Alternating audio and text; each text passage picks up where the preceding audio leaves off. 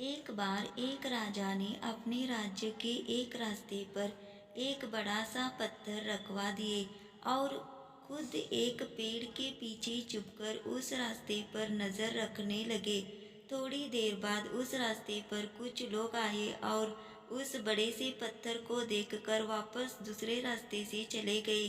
थोड़ी देर बाद राजा के ही कुछ सैनिक उस रास्ते से जाने के लिए आए। वे भी उस बड़े से पत्थर को देखकर वहां से चले गए। चलते चलते राजा को ही भला बुरा कहने लगे कि राजा अपने गांव की अच्छी तरह से देखभाल नहीं कर रहा है। इधर उधर रास्ते पर पत्थर फैले हुए हैं। राजा ने इन्हें नहीं हटवाया है। इस तरह राजा को भला बुरा कहते हुए चले गए। फिर थोड़ी देर बाद एक सब्जी वाला वहां पर आया। वह उस बड़े से पत्थर को देखकर अपने सब्जी की थैली नीचे रख दिया और उस बड़े से पत्थर को हटाने की कोशिश करने लगा। बहुत देर के बाद वह उस पत्थर को हटाने में कामयाब हो गया।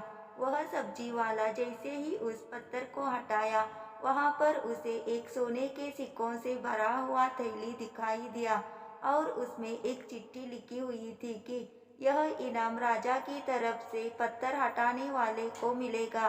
राजा उस सब्जी वाले के पास आए और उसे अपने महल में एक खास आदमी की जगह दिए।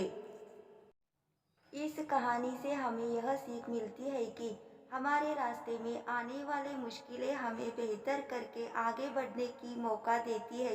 इसलिए जिंदगी में जब ऐसा मौका मिले तो उसे हाथ से गंवाओ मत। बहुत से लोग मुश्किल काम को देखते ही पीछे हट जाते हैं, लेकिन आप सामने आ जाइए, क्योंकि जीत उन्हें ही मिलती है जो प्रॉब्लम्स में अपॉर्चुनिटी ढूंढते हैं। जब जब अपॉर्चुनिटी मिलती है तो आपके कल को बेहतर बनाती है। यह कहानी आपको कैसी लगी, आप कमेंट करके बता दीजिए।